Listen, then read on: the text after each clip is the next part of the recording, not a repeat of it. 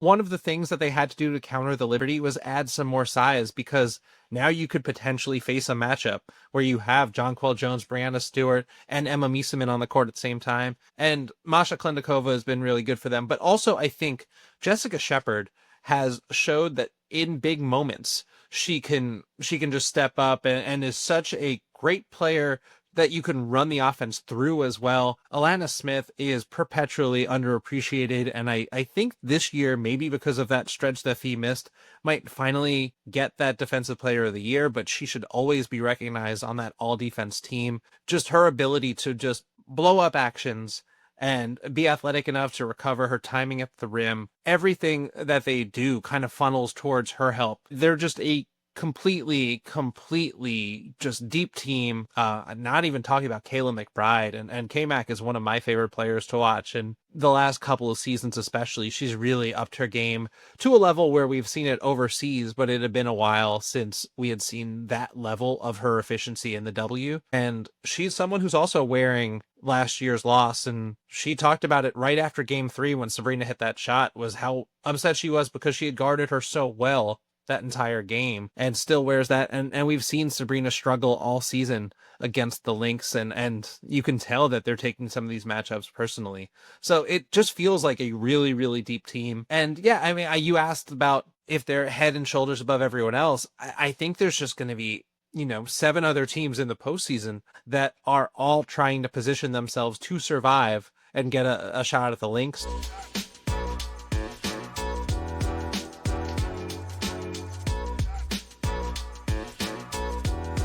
So at the recording of this podcast, they're 23-15. They have won one game, but previously, I believe they were around 500 in their last 10 games. So kind of what is your overall impressions heading into the playoffs regarding the Liberty? I feel like there's a lot of teams jockeying for positions, and we feel like the Liberty have dealt with a lot of injuries. You mentioned that earlier. What do you think their prospects are in terms of going, back to back? I know it's very difficult in sports to kind of be repeat champions, and I'm sure they're dealing with a lot of hurdles and tribulations there. But do you think they can kind of turn it around and have some momentum heading into the playoffs? Yeah, I think they're capable. There's some precedent in both directions, right? We look back at, as recently as last year, the Las Vegas Aces dealt with some injuries to their core and to their stars, and that was a team that was coming off back-to-back titles, who was not able to just kind of keep it together, and it's so quick how the narrative shifts. But look at the Chicago Sky back in 2021. They entered the playoffs, the 5 seed, as a 500 team, 16-16, I believe their record was, and they were able to get healthy, peak at the right time, bring it all together, and the Liberty have a veteran team that should be capable of that, especially with the continuity that they've established. That being said, there was, I feel like we're starting to see a little bit of frustration trickle through, and I don't necessarily think that it's anything that is happening like a locker room schism at all. I think these players are just frustrated by the confluence of injury events that are just out of their control. That's what Sabrina Ionescu said at practice today, is she was just like, we can meet any challenge, we can control, and we can fix so much, but injuries are not a controllable. And that is just something that we've been tested by. And she talked about how she had this expectation of defending a title is so much harder than winning a title because you just have that target on your back. You're going to get everyone's best. I think they've been getting everyone's best for a couple of years just with the super team moniker and everything with that. But I'm sure it went up even more. And if you have that vulnerability for the first time in 3 seasons, then teams are going to pounce on it. And they have some real issues, I think, that are contributing to this, that extend. Some of it is injury focused, because you look at the rebounding issues that they have. Yes, missing Brianna Stewart for a month, missing Jonquel Jones for a month, that's going to contribute. But at the same time, there's just an attrition on these players. Leonie Fibish just has not had a break in a very long time, and she's talked about how fatigued she is. Sabrina Ionescu missed a couple of games. Jonquel is just playing at this physical level to a point of exhaustion at times, and you could just see it on the court. Emma Miesemann coming in, she's now had, I think, 3 practices total since she joined this team, just because of what the tough stretch of the schedule was like. So a lot of what they're doing with all of these different lineups, it's showing up in poor communication on pick and roll coverages, because these are 2 players that have not practiced together before. It's showing up in, they've got this 5-out system where they were a 4-out last year, but had some 5-out tendencies, but where anybody could be involved in the action. And that means you're getting these 2-player actions with people that are less familiar with one another. And that's contributing to some easier turnovers or some live ball turnovers that turn into points the other way and really affects their transition defense. There's a lot of small problems that their hope is that once they have their big 3 together and healthy, they'll be able to overcome. And what is in that defense is that they are now 10-0, including Monday's game, when they have their big 3 together. They started 9-0, and then in that 10th game, JJ gets hurt early on. This was the first time since then that they completed start to finish a game with their 3 stars healthy all at once, and they walked away with a sweaty, but with a win regardless.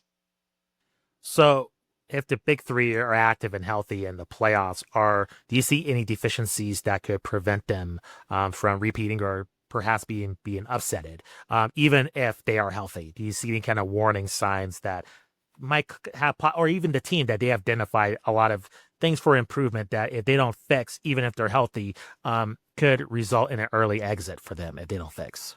I mean, the biggest thing for me is the rebounding. I think that there are just way too many cases in the last several weeks where they have just been destroyed on the offensive glass, and that teams are just getting 2nd and 3rd and 4th and 5th efforts. New York is still I should double check that, but for most of the season, they have been leading the league in pace. They're a team that loves to run, sometimes to a detriment, and you cannot run if you're taking the ball out of the net. And that's what they've been running into during this losing streak. And that's also what gives them that snowball effect to other teams, is when they go onto a run, they can steal the ball from you, swipe the ball from you, run the other way, score quickly, and then be on you full court. When they're playing with 8 or 9 players, like they've been so often in the last, in the second half of the season, they just don't have the depth to be able to do that. And we're seeing it where these players are just not finding bodies, not boxing out. Leone Fevich talked about one of the challenges with the system is the Liberty love how switchable they are as a team, because they're all 6 feet tall, 6 foot plus, and they can employ these big lineups.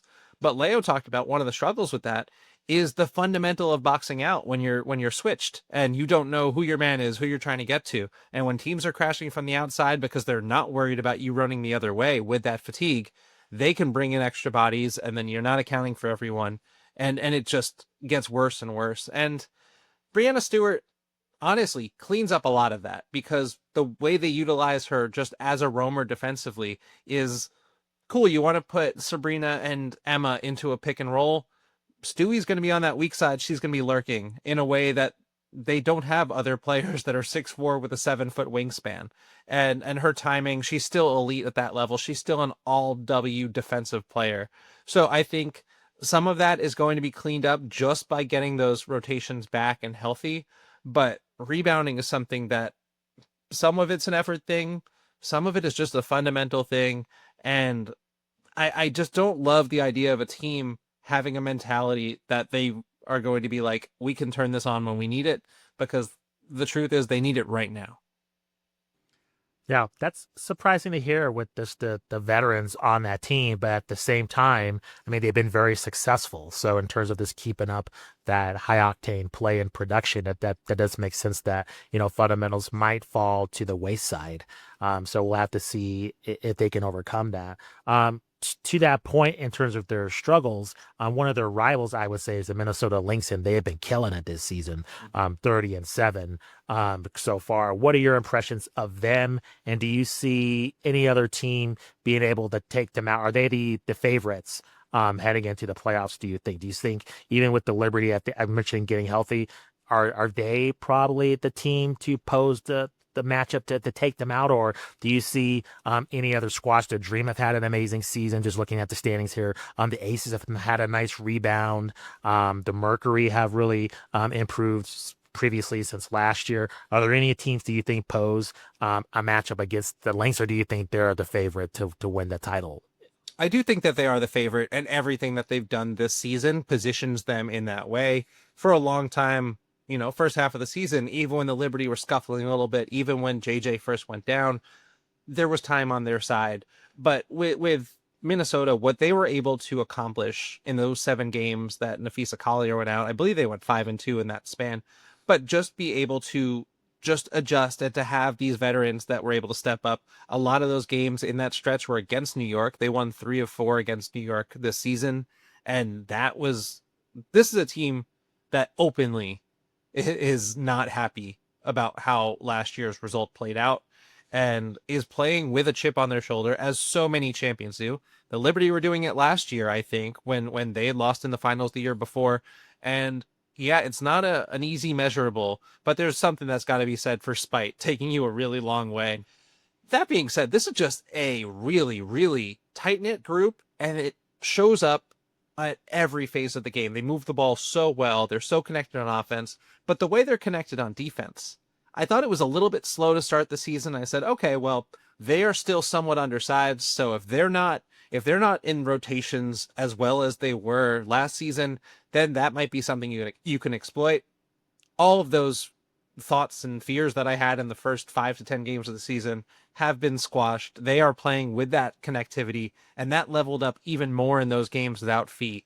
I think we've seen Courtney Williams take on a bigger role when she needs, but they have the flexibility to say, okay, Courtney doesn't have it tonight. We're going to put in Natisha Heidemann, and she can get us right.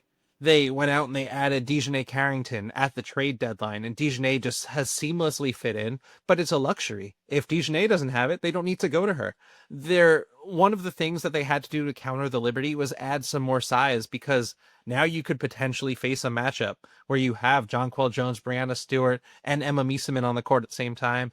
And Masha Klendikova has been really good for them. But also, I think Jessica Shepard has showed that in big moments, she can just step up and is such a great player that you can run the offense through as well. Alana Smith is perpetually underappreciated, and I think this year, maybe because of that stretch that he missed, might finally get that Defensive Player of the Year, but she should always be recognized on that all-defense team. Just her ability to just blow up actions and be athletic enough to recover, her timing at the rim, everything that they do kind of funnels towards her help. They're just a completely just deep team. Not even talking about Kayla McBride, and K-Mac is one of my favorite players to watch. And the last couple of seasons especially, she's really upped her game to a level where we've seen it overseas, but it had been a while since we had seen that level of her efficiency in the W. And she's someone who's also wearing last year's loss, and she talked about it right after game 3 when Sabrina hit that shot, was how upset she was because she had guarded her so well that entire game and still wears that. And we've seen Sabrina struggle all season against the Lynx, and you can tell that they're taking some of these matchups personally. So it just feels like a really, really deep team. And yeah, I mean, you asked about if they're head and shoulders above everyone else. I think there's just going to be, 7 other teams in the postseason that are all trying to position themselves to survive and get a shot at the Lynx. So I think for now, obviously health is going to be always a question, but they're the team with the depth to weather anyone missing some time better than anyone else. And I don't know if I would have said that going into the season. Also want to ask you before we run out of time, just from a media perspective, you're one of the veteran reporters of this league. And I want to ask you in regards to Caitlin Clark and how she brought a lot of new eyeballs to the league. But yeah, I think if you've been following the WNBA's growth, I would say for myself since COVID, they have been on a constant increase. Can you talk about this season with her being hurt, but yet the league continues to thrive with not only television ratings, always bring up the Golden State Valkyries, what an incredible story that is for an expansion team, for their success. Can you talk about just the attention this season from last season, just in terms of maybe your work or just what you see on social media, just in terms of Caitlin Clark being injured, but however, the league continues to grow despite her injury? Yeah, it really it sucks that she's missed so much of It this does. season. It's Yeah. I want to say that first and foremost because Caitlin is all of a sudden synonymous with some of the biggest names in sports, and she has only been a pro for this is her second season. So to see the motion that she had, and I also want to shout out Angel and how many people came in last year that were just Agreed. fans of Angel too. But like this has been something that's gone on through the history of the W in terms of big names will carry some of their allegiances. I think part of what has really helped set up this era is that the WNBA, almost like we were talking about with Unrivaled earlier, for so long seemed like they wanted to be the only show in town, and I don't think they did a good job marketing that pipeline, that college to pro pipeline. But they've turned a corner there, and I think that the success that we see from day one, from Caitlin, from Angel, from Paige this year, and obviously all of the other rookies, this rookie class has been so good this year, has been really cool. But like you said, this league has been on a steadily upward trajectory back to 2020, 2019, and it's been climbing. I do want to say that although everything is just an increasing linear growth, what Caitlin brought was a spike that was unlike anything that we had seen. So she deserves all of the credit for that, and that it was a unique phenomenon. But it's really great to see that when she's sidelined, the viewership doesn't go away. And that goes to saying what I'm sure you've said to people in your life that love sports, but maybe weren't watching the W. I know it's something that I've said where I'm like, come and sit down for a game and you're going to leave a fan. And I think Caitlin and Angel and Paige and everybody brought in a lot of fresh eyes just because of some of what they've done to market themselves off of the court, that people came in as a fan of one player and then didn't even realize it, but ended up becoming a fan of the league and of women's basketball as a whole. And I think that it's great to have these young stars as ambassadors. And that's too, we can't fully ignore some of the noise that comes with the detractors that come with all of the stars. And we can't ignore just some of the issues that players have faced, whether it's just the salaries aren't high enough, or the poor refereeing, or whatever is going on. The game still has room to grow, but seeing the continued growth even in Caitlin's absence, I think has been really, really great for the league to see.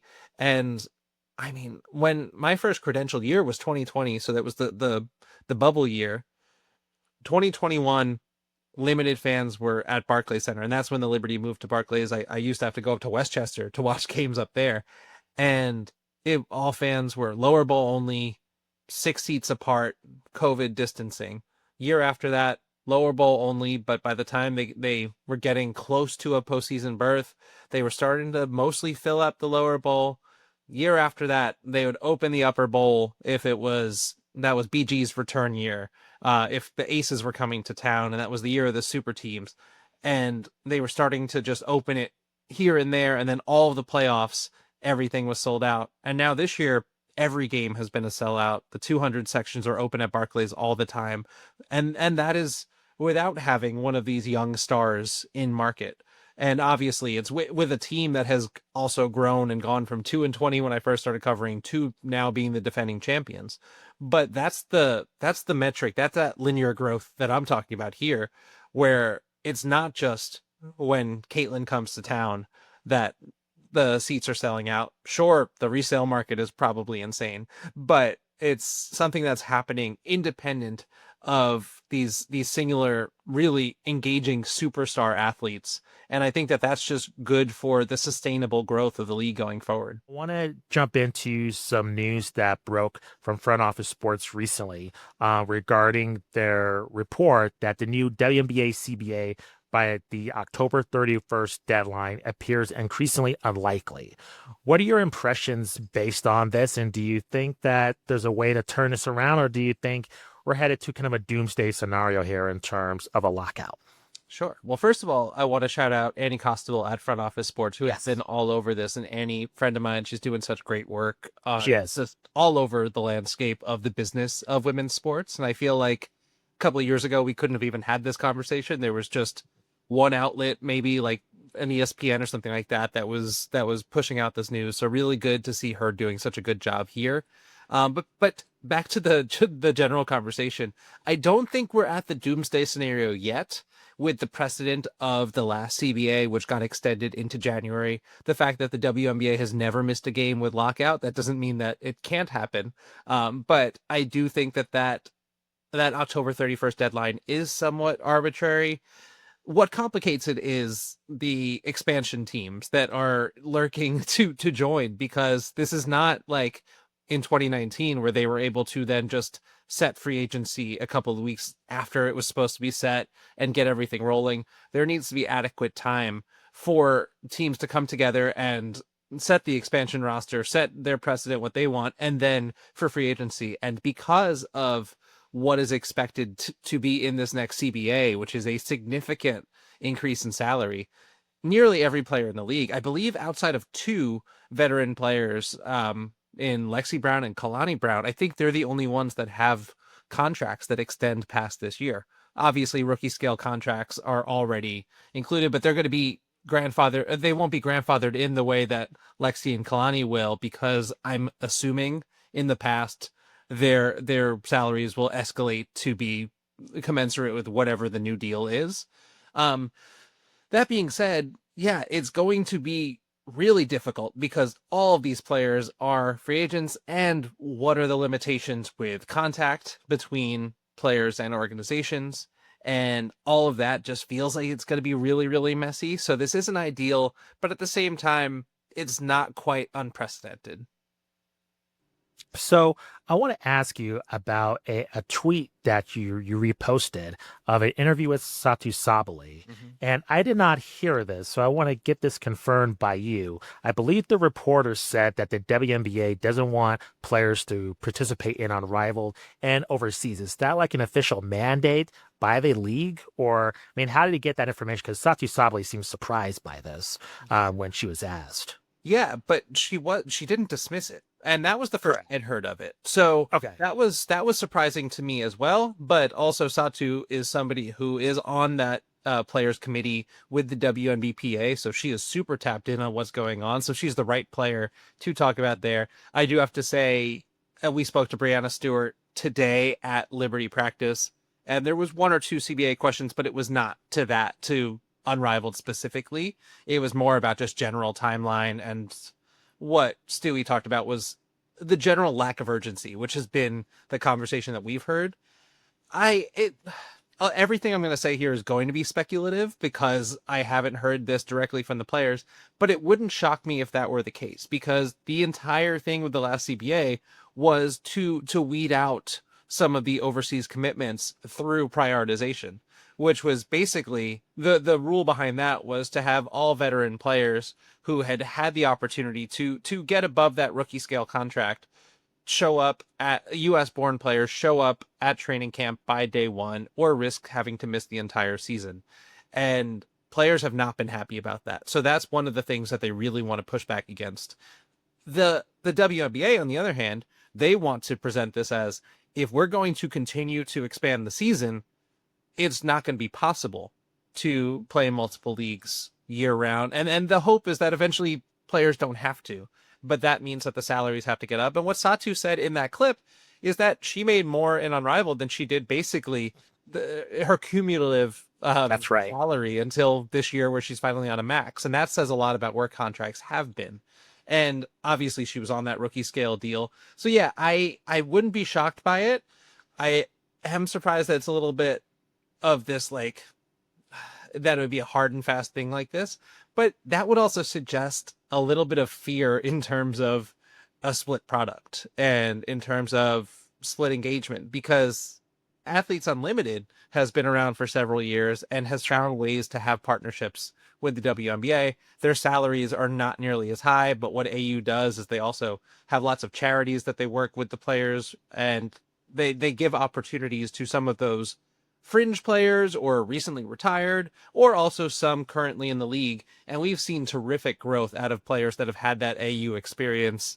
Naz Hillman won a couple of years back. Tiana Hawkins had a great time there. Lexi Brown, Natasha Cloud.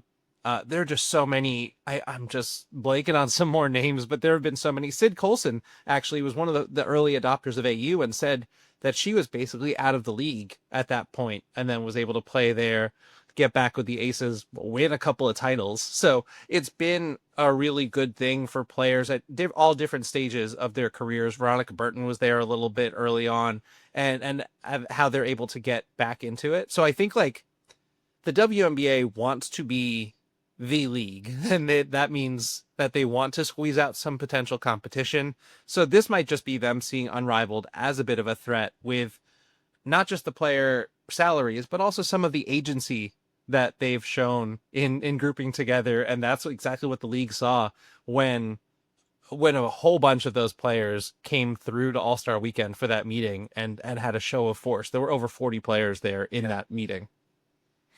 So with Unrivaled, I'm just thinking just with Nafisa Collier being the face of that league and how the league was very successful in securing a very powerful TV rights deal in its first year. And now that TNT doesn't have professional basketball, Unrivaled going to fill that void. I'm just wondering, how is it possible to not have WNBAs like be cool that's not participating in Unrivaled, where they're going to make a lot of these players, like you say, with Satu Savale making way more money. I mean, I have to imagine this is going to be a problem that the WNBA wasn't anticipating, a few years ago in terms of a rival league. We're not even talking about Athletes Unlimited, like you mentioned, which is already a very powerful alternative as well. So what do you think happens in terms of the players in this situation, along with increasing the salary? There are other things I'm sure that the players want besides just a increase in their salaries. So what do you think happens here in terms of win negotiations when the dust is settled? Your guess, your impressions.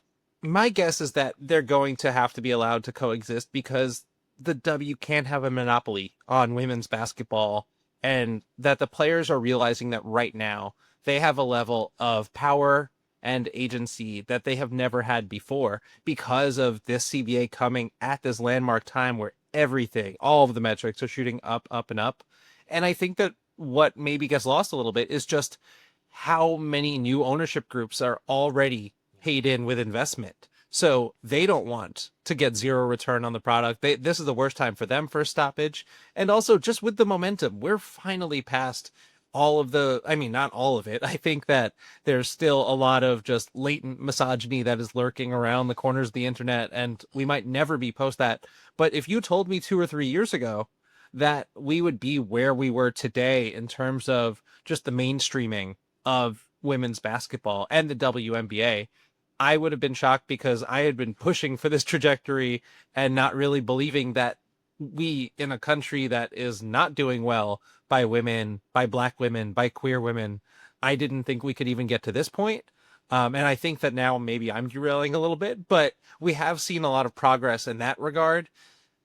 The WNBA, I don't think, though, can control the calendar year in terms of just so many of these groups share space with NBA teams, and that means arenas and the availabilities, and obviously there are some that also do concert venues or do other events. So it's not as easy as saying we're going to not just up your salaries, but we're also going to dominate the calendar and really expand the season to a point where you'll be financially compensated for it, but also you won't have time for other things. I don't think we're quite there yet, and I don't know how logistically possible that is. For what it's worth, research, I think that there's a narrative that's been building about, with the compression of this season, that there's a higher rate of injuries. For what it's worth, that has not actually been the case. The games are actually not being played as frequently as they were a year ago when they had to take off 3 weeks in the middle of the season for the Olympics. So the game rate is actually down a little bit. It's just, I think, a situation where we're seeing some high profile names go down, and that could be anecdotal, but then sound like a larger trend than it actually is. That being said, players are exhausted, and understandably so. As media, I'm exhausted and I'm not traveling on the road with them. So I understand that aspect as well. And there's a lot that's going to be ironed out. I just don't see how, if you're not a full-time career, a full-time season-long career, how you can just expect these players not to look for supplemental income. Yeah, no, I agree. I think it's going to be fairly interesting to see how it plays out, because especially the league has tons of momentum now, just in terms of other stars. I know Caitlin Clark, I've said this before, Caitlin Clark gets all the headlines, but there are like it kind of mirrors the NBA in terms of a lot of the key cities. There are at least one star player that is drawing a lot of attraction to the arena, and in terms of viewership on TV. And I think that makes it a very powerful product. So it'd just be a shame if there was a lockout to kind of derail that, especially like you were mentioning with the expansion teams too. Mm-hmm. Yeah, sorry. I went all over the place with that answer. So. No, you're a great for you. This wasn't on the list of questions that I sent to you, but I want to congratulate you on your involvement in 2K26. Thank you. I think it's so cool for yourself and several other of our guests that have been involved covering the W. And our show's been around, this new iteration of Hoopsology been around since 2020, and just seeing their growth. When we first talked to them, but now 6 years later, being involved in a video game. So can you go over your involvement with 2K26 and how this came about? Because this is awesome. I think this is amazing. Yeah, sure. So me and some of my media colleagues are going to be in the game as just in the my player mode. So there's a social media on screen for people that haven't played 2K. I've played, for as long as I can remember. So this is a cool accomplishment in that regard. So they'll populate a social media tab when you do something good, when you do something bad, when you have an off day. And I'm among the names that can show up there. I think what's really cool is that on the NBA side, there were 80 to 100 media names, but on the W side, a couple carried over from the NBA, but there were fewer than 10. So that number has doubled in this season. I had some involvement with some stuff with the game itself, which I can't really talk about too much, but I'm excited about just where that's going, and just talking to some of the people on the 2K team about where the W growth can come from, or how they're trying to get, more skins in, and like the players scanned, and how it's a priority that they want. It's really cool to have Angel Reese on the cover, and Angel also got to debut her shoe, her new sneaker, with that announcement at the same time. So that's cool. But yeah, for me, this is just, as a video game player growing up, just a really cool thing that I'll be able to buy this year's edition and load it up, and then, randomly go out there with my created player and have a bad game, and then see myself talking smack about it. And I think that's going to be a really cool moment that I can't really tell you how I'm going to feel, but until it happens, but I'm really excited for it.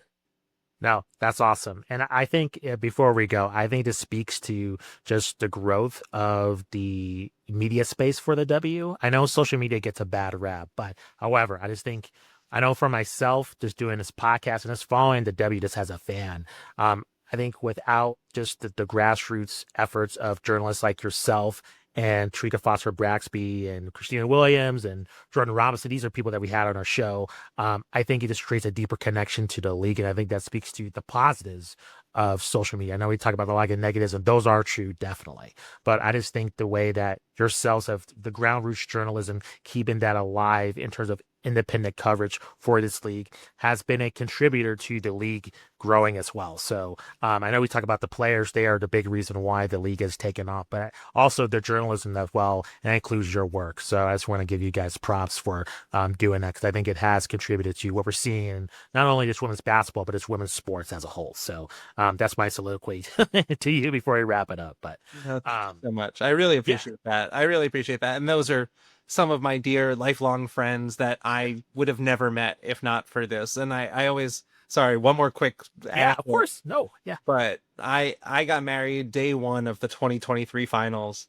And I always joke that, it took us 18 months out to book a venue. And I didn't expect the Liberty and the Aces to be in that final. And I was supposed to be covering the Liberty. But I always said they didn't have Courtney Vandersloot. They didn't have Brianna Stewart. They didn't have Jonquel Jones when I booked this venue. And I had a table of WNBA media at my wedding, not covering the finals. And that's just representative of just the the found family that I've been lucky to, and really just so privileged to work alongside in this space. And I really have friends for life, and that's a really cool thing when you're doing a job like you are, like I am, where you are never the subject, right? You're trying to be behind the camera, you're trying to be behind the pen, but to find colleagues that have the same passion and love and dedication and diligence to something that is so important to you, you just have that foundation to build off of. And I've been incredibly blessed to just get to know so many of those names that you mentioned, and so many more that I'm sure in the years to come are going to continue to grow and tell these stories and share these players' narratives. And this sport is just on that trajectory we were talking about. And yeah, it wouldn't be possible without journalists at every level.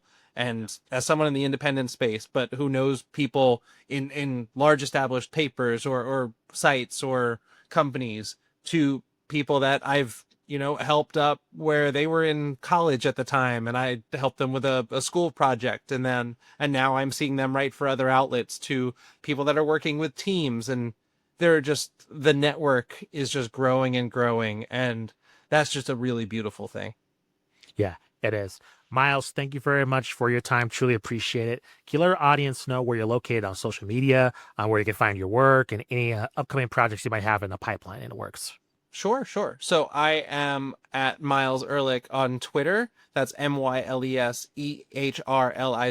That's primarily where I'll put a lot of my game notes and my live tweeting of pressers and any kind of Liberty information.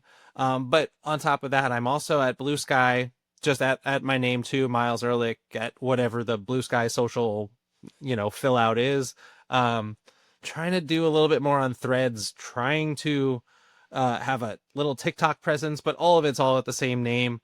And upcoming work, I've got some really fun things that are coming along that I can't talk about too much, but the one thing that I am always working at is a podcast with my really good friend Owen Pence. We have a podcast, Pull Up with Myles and Owen, where we've got 64 episodes out now, but a couple are queued up that are coming soon. Our latest episode was with Sammy Whitcomb, who is one of my favorite players I've ever gotten to cover, a player who, when I was a rookie on the beat in 2021 and 2022, she really helped me kind of find my space and be comfortable and ask some of those difficult questions. And building those relationships are really incredible to do on site.